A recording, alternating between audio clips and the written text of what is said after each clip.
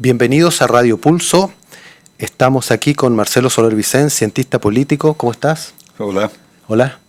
Vamos a hablar hoy de la crisis del plan de paz y las perspectivas para el mismo de Colombia, en Colombia. La situación colombiana sigue convulsionada. Se esperaba que el acuerdo de paz del 2016 del gobierno de Juan Manuel Santos, este acuerdo con la Fuerza Armada Revolucionaria de Colombia, Ejército Popular, se esperaba que terminara con la violencia en ese país y facilitara una democratización de la sociedad, pero no ha sido el caso, pese a que había mucho optimismo al respecto, ¿no? Sí.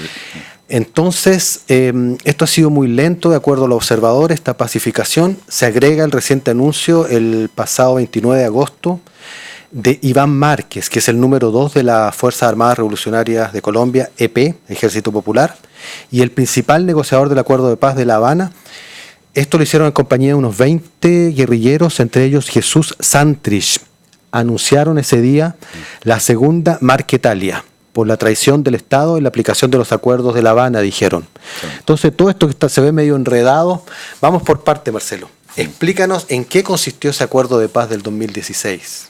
Bueno, el acuerdo de 2016 fue muy importante. Se suponía que iba a terminar con 52 años de guerrilla en Colombia. No eran todas las guerrillas porque se mantiene la del Ejército de Liberación Nacional, donde se esperaba que después hubiera un acuerdo, pero esto no ha ocurrido y no va a ocurrir, por lo menos bajo el gobierno actual, que es de Iván Duque, claro, que es del Centro Democrático y muy ligado al uribismo, Uribe Vélez, que es la posición más extrema de la derecha en Colombia. Ese acuerdo planteaba fundamentalmente 6 puntos.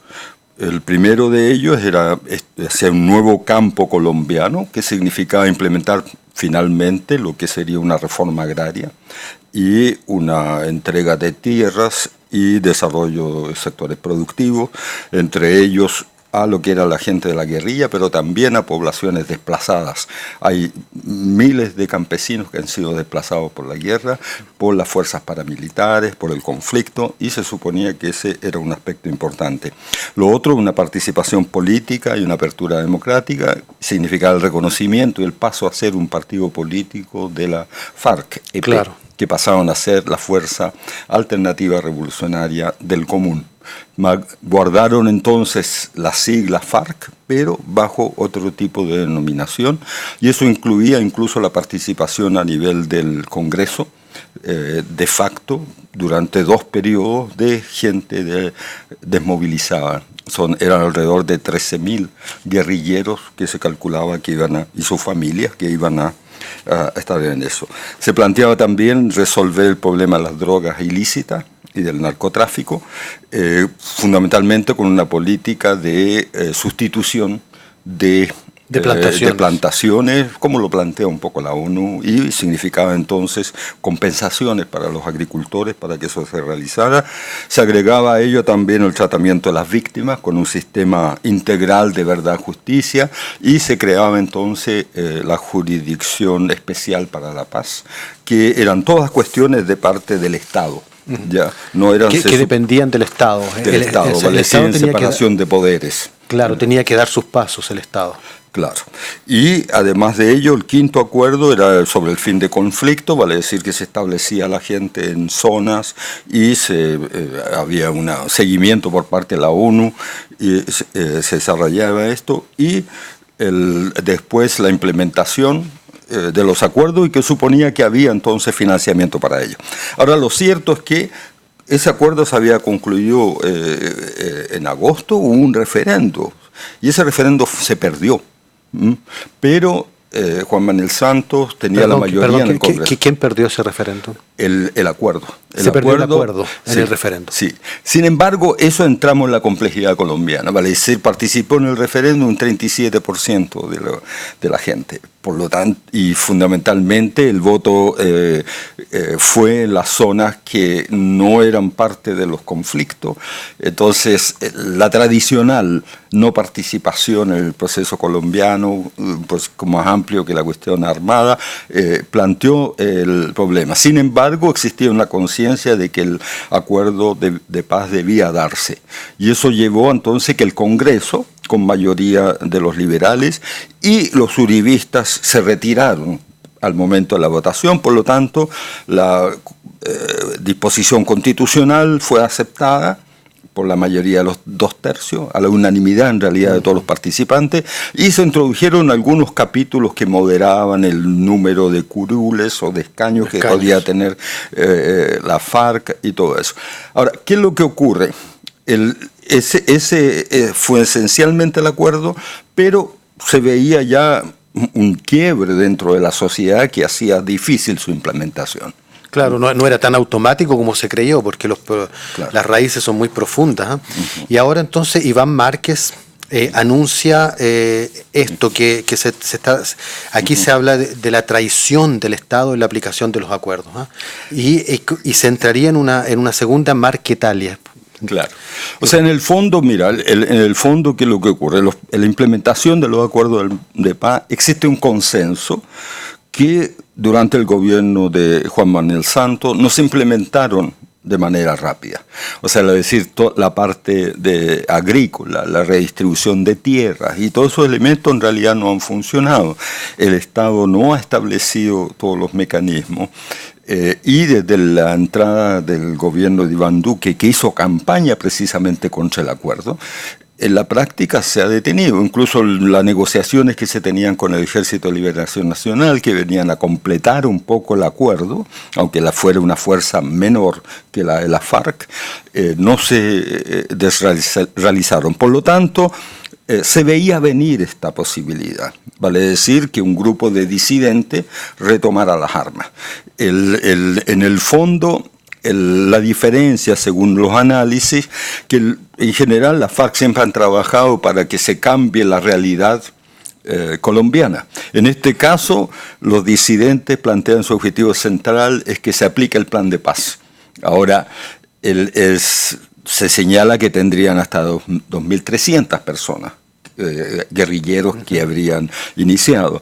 En la práctica lo que ocurrió en este proceso es que Iván Márquez, que era el que negoció el acuerdo, él nunca aceptó entrar al Congreso ya a establecer su curul, porque en realidad no se daban las condiciones con los cambios que habían existido. Ahora, por lo tanto, ellos replantean volver y usan el símbolo de la Marquetalia, que es la que estableció la alianza con sectores campesinos que formó el FARC y que inició la lucha armada en el marco un poco del cierre del sistema político colombiano en los años 60, y para plantear. Ahora, la reacción que se ha producido es una reacción bastante negativa. Todo el mundo coincide, yo digo en general, ¿no? A nivel internacional, de que la implementación de los acuerdos ha sido muy lenta y que incluso el gobierno le ha puesto cortapisas a la Jurisdicción Especial para la Paz. Se usa en términos políticos, influye el hecho de que la situación de violencia no ha desaparecido. En realidad, el espacio que dejaron los guerrilleros de la FARC ha sido ocupado, por un lado, por el Ejército de Liberación Nacional, pero por la pletora de organizaciones armadas, también de derecha o delincuentes que existen, las paramilitares, etcétera. Incluso, por ejemplo, se plantea de que en el caso Juan Guaidó, por ejemplo, recibió el apoyo de una de las paramilitares, los Rastrojos, para poder salir de manera subrepticia de Venezuela cuando se hizo la famosa marcha por la ayuda humanitaria, y han salido últimamente las fotos, y lo cual revela que uno de los puntos del acuerdo, que era precisamente el desmonte del paramilitarismo, no ha funcionado. Pero eso no indica que esa sea la solución. La actitud que tomó el Márquez, porque en realidad no tienen la fuerza como para imponer nuevamente una posibilidad de salida militar. Más bien tratan de cambiar la correlación de fuerza, lo cual se ve muy difícil. Entonces es el fin del plan de paz, tan anunciado, tan soñado y tan bueno, vociferado. Sí y no. Sí, en el sentido de que efectivamente fue un golpe muy duro al plan de paz, y a la credibilidad, sobre todo, que tendría la Fuerza Alternativa Revolucionaria del Común.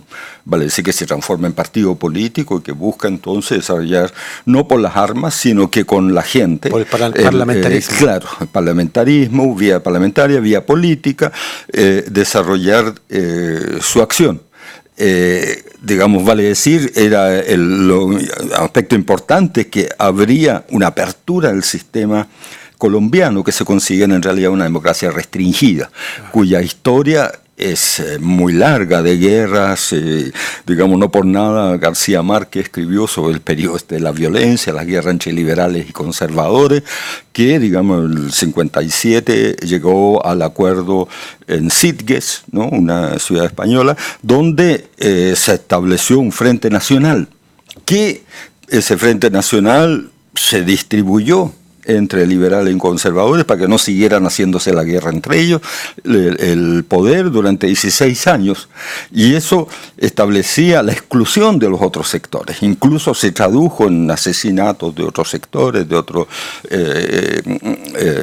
planteos. Por lo tanto, si terminó el plan de paz o no, es difícil señalarlo. Se plantea el interés porque continúe, digamos, pero indudablemente favorece a las posiciones del uribismo, que decía que efectivamente el plan de paz no era más que un indulto disfrazado para la gente de la guerrilla de la FARC. Yeah. ¿Qué impacto tiene esto en las elecciones que se van a realizar el 27 de octubre próximo? Bueno, en la práctica hay dos elementos muy importantes en esto. En primer lugar, en el caso de Colombia, la situación en las ciudades, en las grandes ciudades, es distinta del resto del país. Incluso Estados Unidos, el Pentágono, la Casa Blanca, consideró un momento un estado fallido a Colombia, por su incapacidad de imponerse en todo su territorio. ¿Y eso, cómo se manifiesta eso? Que la violencia subsiste. En el caso de Colombia, por ejemplo, desde hace 2 años han habido 750 líderes sociales no implicados en esta asesinados. Asesinados. Es mucho, 750. Absolutamente. Y 150 exguerrilleros que han vuelto a la situación de paz.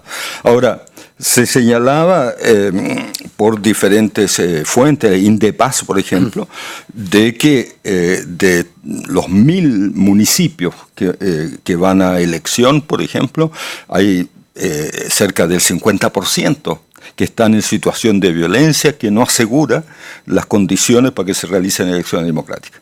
Y al punto que han sido asesinados varios candidatos ya, entre estos líderes sociales. Entonces, ¿qué es lo que pasa? Ese primer aspecto, vale decir, se mantiene la situación de violencia. Una situación de violencia que el Estado central no controla o no quiere controlar o alimenta, sea, claro, y esa situación de violencia se manifiesta en una exclusión. En la práctica, puede decirse que el pacto entre liberales y conservadores que se compartieron el gobierno desde hace 70 años, en este momento no funcionó en la última elección porque al final llegaron a la segunda vuelta Petro, que era de otra coalición, y los liberales en realidad se fusionaron con los conservadores o con el uribismo. Ya estaban bajo hegemonía del uribismo. Pero en la práctica, el fin del plan de paz hace cuestionar esta salida más pacífica.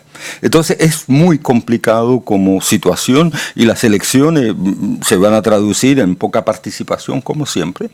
El problema de Colombia tiene que ver entonces ese sistema político muy cerrado que hace que, por ejemplo, no existe, como en otras partes, una corte electoral o una instancia que dé garantías a todos. Más bien se hace de forma localizada y, por lo tanto, el control de lo que es el proceso electoral mismo es muy limitado. Y eso da a situaciones que no se le asegura la seguridad a los candidatos. Y el segundo tema, o sea, un tema entonces, el problema de que Colombia sigue siendo una democracia restringida. El segundo tema es el tema de la violencia, ya, que se mantiene, que perdura y que hasta cierto punto, digamos, el plan de paz aminoró lo que era esa situación, pero continúa la situación de violencia, porque está ligado también a la forma de acumulación.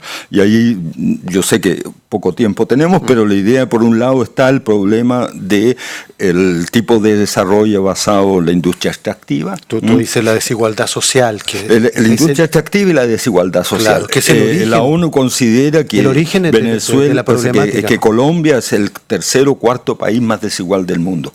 Ya, por lo tanto, produce una situación de conflicto abierto. Y en segundo lugar, es muy globalizada. Ahora, además en la burguesía misma o en las instancias de poder hay una disputa entre dos tipos de oligarquía que se disputan, más ligada a la cosa minera, la otra más ligada a la cosa agraria. Entonces son viejas disputas que en otros países de América Latina fueron resueltas, por decir, por un Estado de Derecho, que han sido resueltas en las grandes ciudades, pero no en todo el espacio colombiano.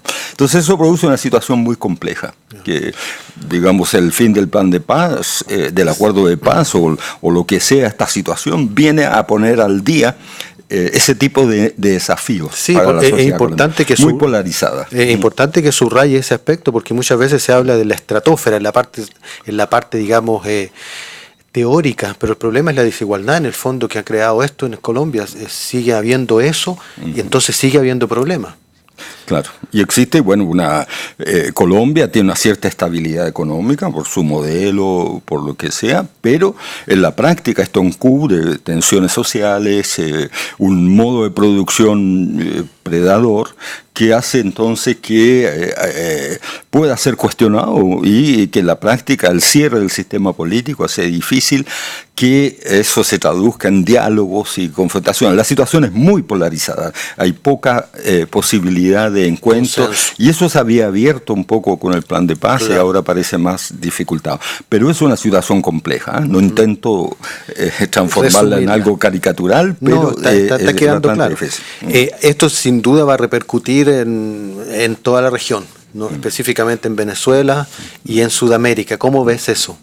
Mira, hay que ubicar que el rol que tiene Colombia hoy día, se puede decir que hasta 2008-2009, digamos, el plan de paz, el plan de combate a las drogas, por ejemplo, que fue la que se usó, que todos reconocen que fue un fracaso, lo que fuera, pero después de eso se entró a jugar el rol bajo el gobierno de Obama, en el sentido de dos tipos de cosas. Por un lugar, exportar lo que es el conocimiento que tenía Colombia en la lucha antiguerrillera. Hay que recordar que en el caso de Chile fueron a aprender la lucha para ir contra los mapuches a Colombia. Que fue denunciado. Ese es un aspecto. Y el otro, el rol que tiene Colombia en el sentido de el combate que se plantea Washington contra Venezuela.